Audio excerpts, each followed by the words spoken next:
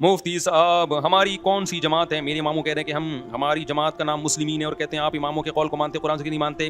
یہ جماعت المسلمین والے ہمیں کہتے ہیں کہ آپ اماموں کے قول کو مانتے ہو، قرآن و حدیث کو نہیں مانتے. حالانکہ امام جتنے بھی تھے قرآن و حدیث کو مانتے تھے، تو امام کے قول کو ماننے والا قرآن و حدیث کو ماننے والا کہلائے گا نا. لیکن جماعت المسلمین کے بارے میں یقین سے کہتا ہوں، یہ جو نیا فرقہ بنا ہے 1975-76 میں، اس سے پہلے یہ فرقہ تھا ہی نہیں.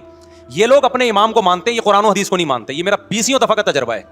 ان کے سامنے آپ قرآن کی آیتیں حدیثوں کے انبار لگا دو، یہ ٹس سے مس نہیں ہوتے. یہ مانیں گے اپنے امام کو.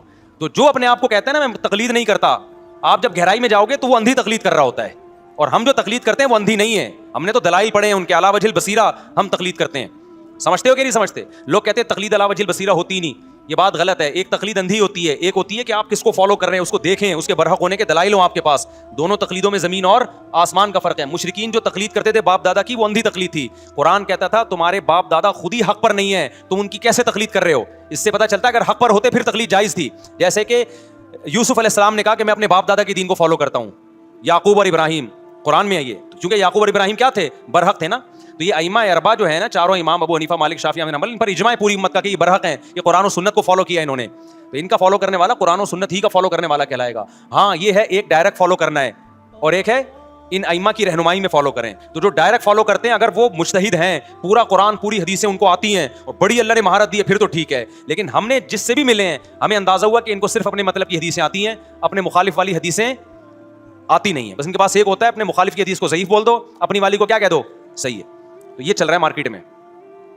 تو اس لیے میرے بھائی جماعت المسلمین، تو جب کہا گیا نا جماعت المسلمین والے کہ ہم جماعت المسلمین ہیں، ہمارا کوئی فرقہ نہیں ہے، آپ ان سے کہو اچھا وہ کہتے ہیں حدیث میں آتا ہے فرقہ واریت کے دور میں جماعت المسلمین کو فالو کرنا.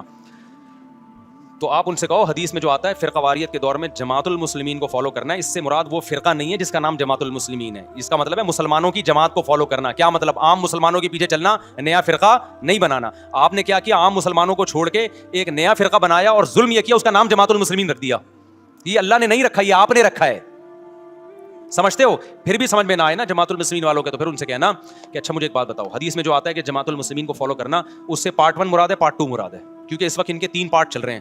جماعت المسلمین پارٹ 1 وہ پارٹ 2 کو نہیں مانتا، جماعت المسلمین پارٹ 2 پارٹ 3 کو نہیں مانتا، اور 3 اور 1 اور 2 کو نہیں مانتا، اور تینوں کا دعویٰ ہے کہ جماعت المسلمین جنت میں جائے گی. تو میں نے بتایا نا جو بھی فرقہ واریت کا لیبل لگا رہا ہے نا کہ فرقہ واریت ختم کر رہا ہوں، جب گہرائی میں جاؤ گے نا تو وہ نیا فرقہ بنا رہا ہوتا ہے. لیبل اچھے لگا رہا ہے وہ. تو جو فرقہ ہی 15ویں صدی میں بنا ہے بھائی، وہ کہاں سے ٹھیک ہو سکتا ہے یار؟ جماعت المسلمین اپنے باپ دادا سے پوچھو، جانتے بھی نہیں ہوں گے، تھا ہی نہیں کوئی فرقہ. امت تھوڑی گمراہی پہ جمع ہو سکتی ہے.